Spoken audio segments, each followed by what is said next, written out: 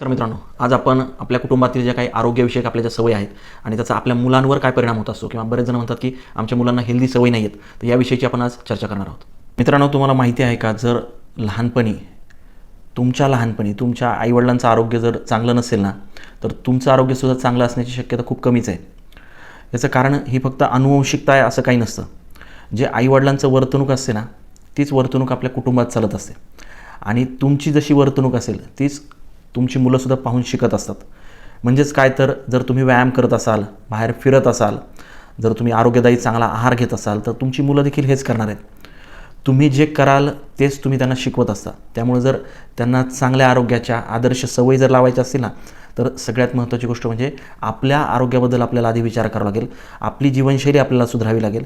आपल्याला स्वतःला एक चांगलं उदाहरण त्यांच्यासमोर बनावं लागेल, की जेणेकरून ते तुमचं अनुसरण करतील आणि आपल्या वर्तनात बदल करतील. धन्यवाद.